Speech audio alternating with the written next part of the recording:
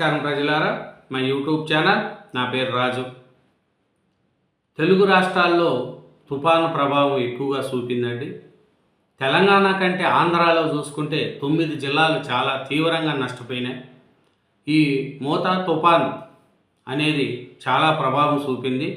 తెలంగాణలో కూడా కొన్ని జిల్లాల్లో నష్టం జరిగింది. కానీ ఆంధ్రప్రదేశ్లో చూసుకుంటే 9 జిల్లాల్లో రైతులు చాలా నష్టపోయారు. పంటలు పొలాలు కూడా బాగా దెబ్బతిన్నాయి. వరి కానీ, మిర్చి కానీ, అరటి, మొక్కజొన్న, పూలు, కూరగాయలు, బొప్పాయి పంటలకు కూడా చాలా నష్టం జరిగింది. కానీ ఆంధ్రప్రదేశ్లో కావచ్చు, తెలంగాణలో కావచ్చు, ఇక్కడ తెలంగాణలో సీఎం రేవంత్ రెడ్డి గారు కూడా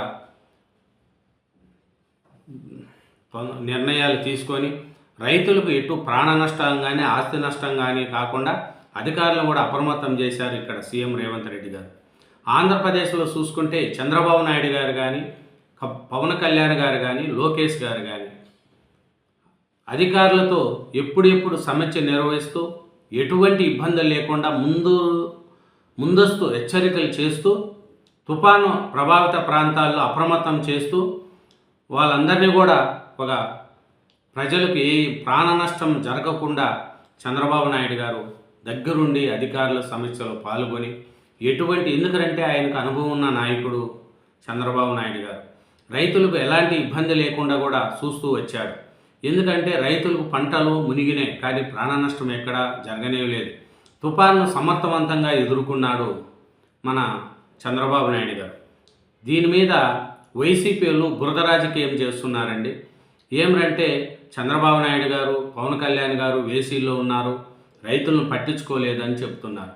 మళ్ళీ జగన్మోహన్ రెడ్డి గారు తుఫాను ఉన్నంతసేపు బెంగళూరు ప్యాలెస్లో ఉన్నాడు. అక్కడి నుంచి పెట్టి పార్టీ కార్యకర్తలకు మీరు ఇలా చేయండి, మీరు అలా చేయండి అని చెప్తారు. అక్కడి నుంచి కూర్చొని ప్రెస్ మీట్ పెడతాడు. కానీ తుఫాను జరుగుతున్నంతసేపు బెంగళూరు ప్యాలెస్లో ఉండి తుఫాను తగ్గిన తర్వాత తాడేపల్లి ప్యాలెస్కి వచ్చాడు. కానీ తాడేపల్లి ప్యాలెస్కి వచ్చి అక్కడ ఏమైనా చుట్టుపక్కల ఉండే రైతులతో కానీ వాళ్ళని ఏమైనా చూశాడా, పోయి ఓదార్చాడా, అది లేదు.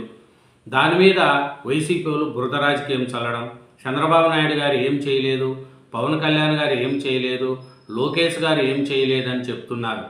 చంద్రబాబు నాయుడు గారు చేసిన దీనికి రాష్ట్రంలో ఉండే ప్రజలు కూడా హర్షం వ్యక్తం చేస్తున్నారు. ఎందుకంటే చంద్రబాబు నాయుడు గారు అప్రమత్తంగా ఉన్నాడు. అధికారులను ఎప్పటికప్పుడు సమీక్ష నిర్వహిస్తూ ఎటువంటి ఇబ్బంది లేకుండా చూశారు.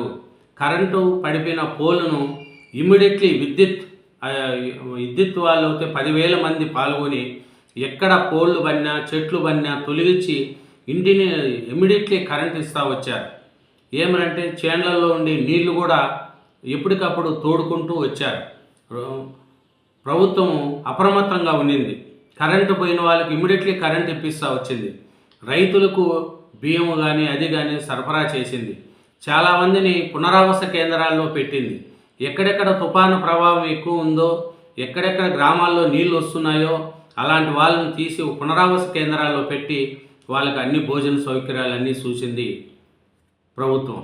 కానీ దీని మీద వైసీపీ వాళ్ళు బురద రాజకీయాలు చల్లడం, రైతులు మునిగిపోతున్నారు, ప్రభుత్వం పట్టించుకోలేదు, ప్రభుత్వం ఏమీ చేయలేదు అనేది కూడా వీళ్ళు చేస్తున్నారు. ఎక్కడ సహాయం అందలేదు అని. కానీ సహాయం అందింది అని ప్రజల్లో ఉంటే వీళ్ళు కూటమి ప్రభుత్వం మీద తిరగబడుతున్నారు, ఎమ్మెల్యేల మీద తిరగబడుతున్నారు అనేది కూడా వైసీపీలు బురద రాజకీయాలు చేస్తున్నారు. ఎందుకంటే వాళ్ళకు సేక్ వీడియోలు చేయడం, ప్రజలను తప్పుదావ పట్టేయడం కూడా వైసీపీలకు చాలా అలవాటైపోయింది. ఎందుకంటే చూడు, బస్సు ప్రమాదంపై చూసుకుంటే మద్యం తాగడం వల్లనే బస్సు ఇంతమంది చనిపోయారనేది కూడా చెప్తున్నారు. అది బైక్ యాక్సిడెంట్ ముందే, బస్సు రాకముందే యాక్సిడెంట్ కావడం, పడిపోవడం కూడా జరిగింది. వీళ్ళకేమిటంటే ఇంకా వీళ్ళు ఇప్పుడేనే కాదు, మన ఎగ్జాంపుల్ కోడికత్తి డ్రామా కావచ్చు, వివేకానందరెడ్డి గారి హత్య కావచ్చు, గులకరాయి డ్రామా, ఇవన్నీ తాను చేసి బురద బురద బురద చల్లడం కూడా మన వైసీపీ వాళ్ళకు అలవాటు. అలాగే నకిలీ మద్యం వాళ్ళు తయారు చేసి ప్రభుత్వం మీద నిందేయడం, జోగి రమేష్ గారు వాళ్ళిద్దరూ కలిసి చేసి ఇప్పుడు చంద్రబాబు నాయుడు గారి మీద బురద చల్లడం కూడా మనం చూసే ఉంటాం. ఎందుకంటే ఈ మోసం చేసి మభ్యపెట్టే రాజకీయం చేద్దామన్న ఆలోచన తప్ప వారికి మంచి చేసే రాజకీయం చేద్దామన్న ఆలోచన జగన్కు లేదనేది కూడా చంద్రబాబు నాయుడు గారు చెప్తున్నారు. సోషల్ మీడియాలో వైసీపీ ఫేక్ ప్రచారాలకు వాస్తవాలకు ధీటుగా సమాధానం ఇవ్వాల్సిందేనని, దీనికోసం సంబంధిత నిపుణులను నియమించుకోవాలి.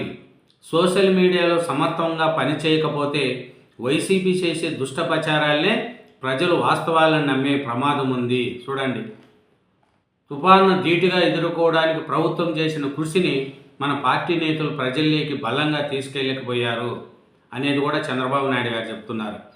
చంద్రబాబు నాయుడు గారు ఏం చెప్తున్నారంటే, ఆయన అనుభవం ఉన్న నాయకుడు ఆయన. ఎందుకంటే తుఫాను పరిస్థితుల్లో చాలా అప్రమత్తం చేశారు, చాలా ప్రాణ నష్టం జరగకుండా చేశారు ఈ తుఫాను. ఎందుకంటే మొత్తం 9 జిల్లాల ప్రభావం అండి ఆంధ్రప్రదేశ్లో. ఎక్కడ రాయలసీమ కావచ్చు, ఎన్టీఆర్ జిల్లా, కృష్ణా, ఇంకా ఉత్తరాంధ్ర ఆ సైడ్ కూడా. కానీ ప్రభుత్వము ఎప్పటికప్పుడు పవన్ కళ్యాణ్ గారు కానీ, లోకేష్ గారు కానీ, చంద్రబాబు నాయుడు గారు కానీ ప్రభుత్వం అధికారులతో సమీక్ష చేస్తూ ఎప్పటికప్పుడు వాళ్ళకు ప్రజలకు ఏమి కావాలా, ఎక్కడ వరదలు ఉన్నాయో వాళ్ళందరినీ పునరావాస కేంద్రాల్లో పెట్టి వాళ్ళకు భోజనాలు చేసి రైసు, ఇంకా చాలా ప్రాంతాల్లో రేషన్ బియ్యం కూడా ఇంటింటికి బియ్యం ఇప్పించారు కూటమి ప్రభుత్వం. ఎందుకంటే వర్షాలకు బయట పోలేరు కాబట్టి ప్రజలకు ఇబ్బంది రాకుండా చూసింది. ఇంకా ఏం చేస్తున్నారంటే వైసీపీ వాళ్ళు పంటలు మునిగిపోయినాయి, ప్రభుత్వం పట్టించుకోలేదు, రైతులు కన్నీళ్ళు ఏడుస్తున్నా అని కూటమి ప్రభుత్వం మీద దుష్టప్రచారం చేయడం. కానీ మన జగన్మోహన్ రెడ్డి గారు ఇంట్లోంచి బయటికి రాడు, ఇంట్లో కూర్చొని అన్నీ చెప్తూ ఉంటాడు, ఇట్లా చేయండి అట్లా చేయండి అని. వర్షం అన్ని రోజులేమో బెంగళూరులో ఉన్నాడు, వర్షం తగ్గినాక తాడేపల్లి ప్యాలెస్కి వచ్చాడు. మళ్ళీ పక్కనుండే రైతులను చూడొచ్చు కదా. కాబట్టి ఈ బురద రాజకీయాలు వైసీపీకి అలవాటేనండి. ఎందుకంటే వివేకానంద రెడ్డి గారిని చంపి చంద్రబాబు నాయుడు గారిని నిందేయడం, ప్లస్ కోడికత్త కేసు వేసి అది సానుభూతి పొందడం, గులకటాయ డ్రామా అది మనకు తెలిసే ఉంటుంది, ప్లస్ కల్తీ లిక్కరు వాళ్ళే తయారు చేసి ఇది కూటమి ప్రభుత్వం చేపించింది అని నిందేయడం, జోగి రమేష్ దీంట్లో పాత్రధారుడని అని అందరికీ తెలిసిన విషయమే. ఇలా ఈ తుఫాను మీద కూడా వైసీపీ రాజకీయాలు చేస్తుంది. వాళ్ళు పెట్టే వాళ్ళ మీద నిందలేస్తూ ఉంటారు.